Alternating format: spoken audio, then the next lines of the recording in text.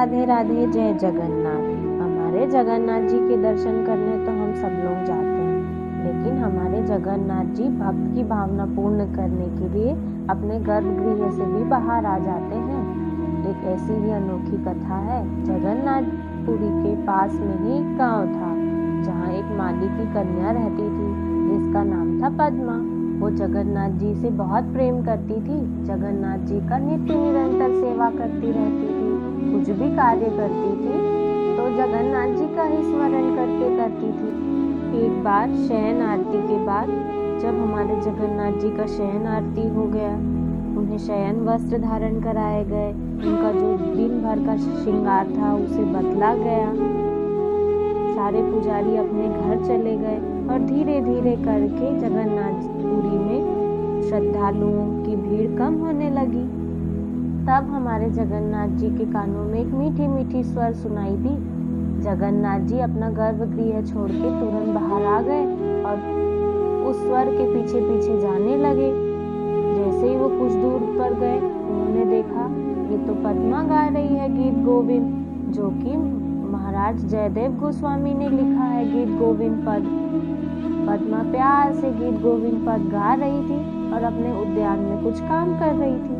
जगन्नाथ जी प्यार से उसे सुनने लगे और वहाँ पे बहुत सारे कांटे थे, तो जगन्नाथ जी के सारे वस्त्र में कांटे लग गए और उनका जो पीताम्बरी था वो वहीं गिर गया और जगन्नाथ जी के पैरों में कांटे भी लग गए।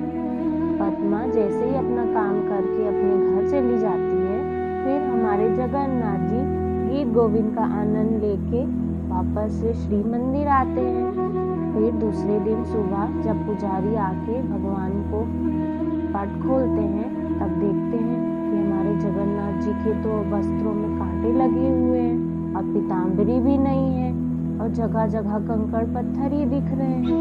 सारे पुजारी डर गए कि हमारे जगन्नाथ जी का ऐसा स्वरूप कैसे हो गया। तब सारे के सारे पुजारी गए राजा के पास। राजा से कहने लगे कि हमारे जगन्नाथ जी का स्वरूप तो कुछ अलग सा हो गया है, सब उनके वस्त्रों में कांटे लगे हुए हैं।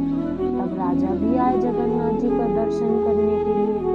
राजा को भी चिंता हुई कि जगन्नाथ जी का ऐसा स्वरूप तो हमने कभी नहीं देखा, कहीं कुछ अनर्थ तो नहीं होने वाला है। तब जगन्नाथ जी से राजा प्रार्थना करने लगे कि हे जगन्नाथ, आप हमें बताइए हमसे क्या त्रुटि हुई है। राजा सारा दिन अन्न जल त्याग कर भगवान से निरंतर प्रार्थना ही करता रहा, क्षमा प्रार्थना करता रहा। हे जगन्नाथ, हमसे जो त्रुटि हुई है हमें क्षमा कर दीजिए। तब रात में हमारे जगन्नाथ जी राजा के सपने में आए और राजा से कहने लगे, यहाँ से कुछ दूरी पे एक माली की कन्या रहती है जिसका नाम पद्मा है। वो ना गीत गोविंद बहुत अच्छे से गाती है। मैं ना कल उसे ही सुनने गया था उद्यान में, वहीं मेरी पीताम्बरी भी गिर गई है, मुझे वो गीत गोविंद सुनना है। तब राजा की आंखें खुली। राजा इधर उधर देखने लगा कि ये क्या हुआ और उसके मन में विचार आया कि जगन्नाथ जी ने तो स्वप्न में उसे आदेश दिया है गीत गोविंद सुनने का। राजा तुरंत अपने सैनिकों को भेजा कि आसपास के गांव में जो भी पद्मा नाम की कन्या हो और उसके उद्यान में जाके देखना कहीं हमारे जगन्नाथ जी का वस्त्र तो नहीं गिरा है। सारे पहरेदार इधर उधर गए और देखा कि एक माली के बगीचे में हमारे जगन्नाथ जी का पीताम्बर ही गिरा हुआ है। तब राजा वहाँ आया और माली से और पद्मा से विनती करने लगा कि आप हमारे साथ जगन्नाथपुरी धाम में ही रहिए और हमारे जगन्नाथ जी को नित्य रात्रि में शयन आरती के बाद आप गीत गोविंद सुनाइए, जो महाराज जयदेव गोस्वामी द्वारा रचित है। फिर माली और पद्मा जगन्नाथपुरी धाम में आ गए और वहीं रहने लगे। राजा ने उनके रहने की उचित व्यवस्था कराई और पद्मा रोज रात्रि को हमारे जगन्नाथ जी को गीत गोविंद सुनाने लगी। आज भी हमारे जगन्नाथ जी रात्रि में पहले गीत गोविंद सुनते हैं, उसके बाद ही शयन करते हैं। हमारे जगन्नाथ जी की तो अनोखी अनोखी कथा है।